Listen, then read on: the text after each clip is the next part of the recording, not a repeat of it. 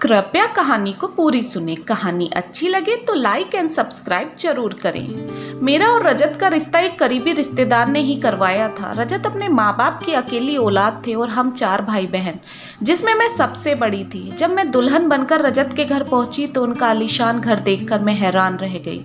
हर चीज बहुत साफ सुथरी, चमकदार और सलीके से अपनी जगह रखी हुई थी। मेरी शादी इतने अच्छे घर में हुई है सोचकर मैं फूली नहीं समा रही थी। रजत और उनकी मम्मी को घर साफ सुथरा रखने का बहुत शौक था। वे हमेशा घर को एक होटल की तरह चमकता हुआ देखना चाहते थे। लेकिन धीरे धीरे मुझे पता चला यह सफाई का शौक नहीं, सफाई का कीड़ा है जो धीरे धीरे मुझे दीमक की तरह खा जाएगा। रजत को सफाई की सनक थी, उन्हें हर चीज सलीके से अपनी जगह चाहिए थी।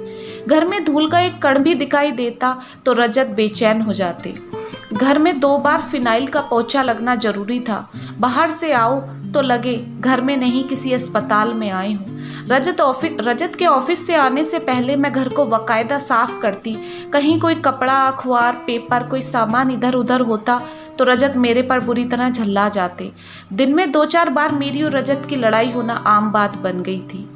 5 साल हो गए मेरी शादी को, लेकिन इस घर को कभी अपना घर नहीं समझ पाई। समझती भी कैसे?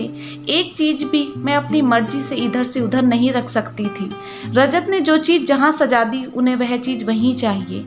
अगर चेंज करो तो 100 सवाल आकर खड़े हो जाते थे। मैं बस नौकरानी की तरह उसे झाड़ पोंछ कर रख सकती थी। शादी के कुछ सालों तक मैं बदलाव की उम्मीद में रही, क्योंकि मेरे घर साफ सफाई का इतना ध्यान नहीं रखा जाता। लेकिन इतने सालों में कुछ भी नहीं बदल पाई, ना अपने आप को ना उन्हें। मैं पूरी तरह टूट चुकी थी, पूरी तरह खाली थी, मन से भी और तन से भी। क्योंकि इतने सालों से मैं लगातार गर्भ निरोधक गोलियां खा रही हूँ, क्योंकि इस घर में बच्चे पैदा करना गंदगी फैलाने जैसा होगा। उस दिन रजत का मूड कुछ रोमांटिक था। उन्होंने मुझे बाहों में लेकर कहा, पायल, अब अपने आंगन में एक फूल खिल जाने का समय आ गया है। क्यों ना हम अपने परिवार को आगे बढ़ाएं? तुम किसी डॉक्टर से अपनी जांच तो कराओ। मैं चुपचाप सुनती रही। पायल, कुछ तो बोलो यार, मैं तुमसे बात कर रहा हूँ। लेकिन मुझे बच्चा नहीं चाहिए, मैंने एक झटके में रजत से बोल दिया। लेकिन क्यों? बच्चा क्यों नहीं चाहिए? बच्चा नहीं चाहिए तो शादी क्यों करी? रजत रोज की तरह आज भी मेरे पर चिल्ला पड़े।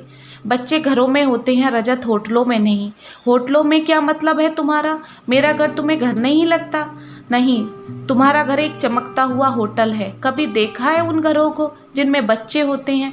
सारा घर फैला रहता है, बच्चों के खिलौने इधर उधर पड़े रहते हैं। दीवारों को रंगना बच्चों के लिए एक छोटी सी बात है।